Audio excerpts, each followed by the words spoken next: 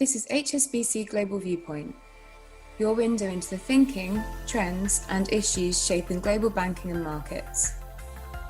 Join us as we hear from industry leaders and HSBC experts on the latest insights and opportunities for your business. Thank you for listening. You're listening to the HSBC Global Research Macro Viewpoint, our weekly review of the key reports from our team of economists and strategists across the globe. Coming up today, we assess the outlook for emerging markets following a difficult few months. And we also look at the impact of high energy prices in Europe and whether recent sterling weakness has made the currency cheap. This podcast was recorded on Thursday, the 14th of October, 2021. Our full disclosures and disclaimers can be found in the link attached to this podcast. Hello, I'm Mary Watkins. And I'm Piers Butler.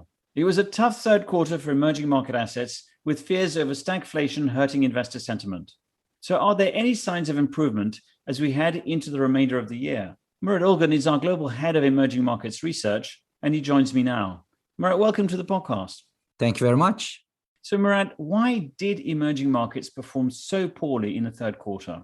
Yes, it's been a challenging year for EM, but the third quarter performance was particularly poor because emerging markets have to contend with so many moving parts in the investment backdrop, like COVID-19 headwinds that are continuing, the variants, downside risk to global growth, rising inflation and higher inflation volatility, a less supportive global liquidity backdrop, the looming tapering of asset purchase by the Fed, regulatory tightening in mainland China, a resurgent US dollar, and very recently a spike in energy prices and a leg up in core bond yield. So it's the fear of stagflation actually that is creeping into the conversations. And this is the unpleasant mix of slower growth and higher inflation. So are investors right to be worried about stagflation? I think they are, because emerging markets are now faced with a series, multiple negative supply side shocks. And these negative supply side shocks are particularly taxing for emerging markets. The first one has been there for quite a long time. It's the continued global trade tensions and reversal of some globalization gains. And on top, we have the supply chain disruptions caused by the pandemic. Recently, it's the spike in energy costs. And there is this impending tightening in global liquidity as the major central banks are edging towards normalization of ultra-loose monetary policy. How do you view the outlook for EM going forward?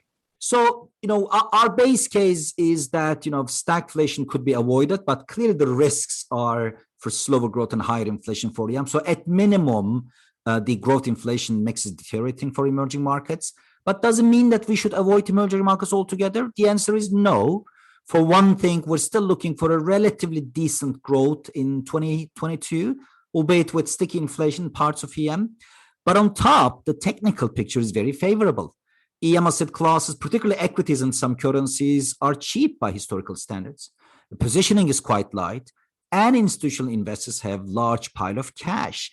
So to us, it's really the fundamentals that are obviously not favorable for EM, but the technical picture is quite supportive. Murat, thanks very much for that summary. Thanks for having me. Rising energy prices have been dominating the headlines over recent weeks, with record gas prices contributing to a rise in inflation here in Europe. Fabio Balboni, senior European economist, has been looking at what impact the crisis could have on the region's recovery. Fabio, what's the latest on the energy situation in Europe? Yes, well, energy prices have been surging recently, particularly wholesale gas and electricity prices. That is the result of almost a perfect storm of a contributing factor. We had the low gas stock at the end of last year's cold winter. We had a supply disruption. We had limited imports from Russia and also surging demand as a result of the unlocking of the economy. And again, other one-off factors, such as, for example, the lack of wind, which has reduced the supply of alternative energy sources. So as a result of that, we've seen these huge increases in wholesale gas and electricity prices, which have more than doubled since summer. And some of these is starting to feed through to consumer prices. and has pushed inflation to a more than 12-year high in September in the Eurozone at 3.4%. And on top of that, we're now also seeing rising oil prices, which are up more than 10% over the last few weeks, and that could add further pressure in terms of inflation. You mentioned inflation there. Can you give us some more detail on what the impact has been? Yes, absolutely. We have made some estimates in our latest note, and we calculated that if the latest increases in wholesale gas and electricity prices are fully passed through to the consumers, compounded by the latest increase in the oil price, that could push inflation to close to 5% year on year in the fourth quarter of the year. That's compared to our current forecast, which is 3.6%. So a huge upside risk. However, we do not think that these will be the case. So we see this as an extreme scenario, and that is because many countries have already announced interventions to prevent some of those price increases to be passed through to the consumers. We think that the peak will therefore be lower, but still significant pressure in terms of inflation, particularly in the near term. And of course, they could also turn into more persistent pressures if the increases in energy prices will prove more sustained. And we could also see the risk that that starts to affect second round prices and in turn also possibly wages. So could all of this slow Europe's recovery? Yes, absolutely. We estimate in the note that price rises that we've seen so far in regulated energy prices combined with the recent oil price increase could reduce household incomes by about 0.6 percentage point. And as a result of that, they could take off 0.2 percentage point from GDP growth over the coming quarters. In an extreme scenario where the recent increases in wholesale gas and electricity prices are passed on fully to the consumers, of course, the impact will be bigger, up to 2 percentage points in terms of income hit, and with 0.5 percentage point hit to growth. But as I said before, this is an extreme scenario. But having said that, there is the risk that we could see probably a slightly bigger impact than the 0.2 percentage point, because first of all, it happens at a time where Eurozone growth is already slowing, but also because this shock will affect disproportionately poorer households, which have a higher propensity to consume, and therefore there could be more of a hit to consumption and therefore growth. So while we do not think it will be enough to derail the Eurozone recovery, it could certainly take quite a lot of steam out of it. How do you think the ECB will react? Well, the ECB so far has been very clear that they will look through this shock, and therefore this will not change the course of monetary policy, at least in the near term. And certainly there's plenty of reason for that. This is an energy shock, one that the ECB cannot affect directly with its tool, and it doesn't need to change the medium-term inflation outlook, which based on the latest set of forecasts, which we had in September from the ECB, still saw inflation well below the 2% targets in the medium term.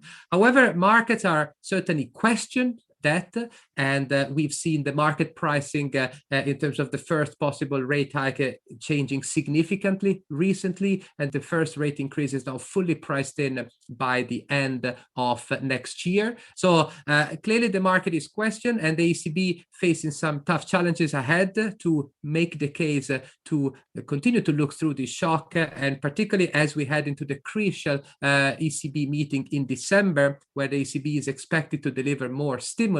Uncertainty is likely to remain elevated in the market. And clearly, while we remain of the view that more stimulus and in particularly an additional QE package will be delivered in December, clearly this shock has increased the medium-term risk for the monetary policy framework, and particularly if this shock proves to be more persistent, it could start have second-round effect and therefore also feeds through to higher wage growth. And if it does so in a more persistent manner, of course, it could make things more difficult for the ECB in the future. Fabio, thanks for your time. Thank you. We finished this week with a look at the prospects for sterling, where Dominic Bunning, head of European FX research, has been assessing whether the currency should be viewed as cheap. He joins us now. Dom, the consensus view is broadly positive on the outlook for sterling. What's your view? We continue to maintain a counter-consensus bearish view on sterling. And if anything, the weakness that we've seen in the currency in the last few months brings it a little bit closer into line with our estimate of fair value for the currency. And actually that point's quite important because we think that the key difference in terms of our thinking versus the consensus around sterling is a different assessment of where long-term fair value is.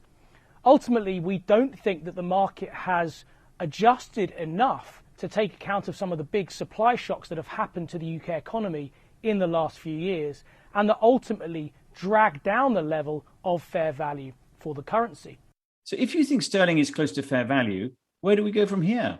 And the reality is that we see some competing forces which ultimately offset each other and don't really suggest that sterling should be significantly over or undervalued at this point. And therefore we see the currency really range trading, if slightly drifting lower into the end of the year. And those competing forces come across a range of different dynamics, but for example, we've got relatively strong recent growth momentum being offset by what looks like quite a sharp slowdown in the months ahead. We've got a big repricing higher of rate expectations in the near term, but that's offset by a relatively low UK terminal interest rate. And on the external balance side of things, we've had this really strong improvement on the current account in the last few quarters, but that's already looking like it's reversing. So from our perspective, these competing forces ultimately suggest sterling should trade around its long-term fair value in the months ahead. Dom, thanks very much. So that's it for today's programme. Thank you to our guests Murat Olgun, Fabio Balboni and Dominic Bunning. From all of us here, thanks for listening. Please join us next week for another edition of the Macro Viewpoint.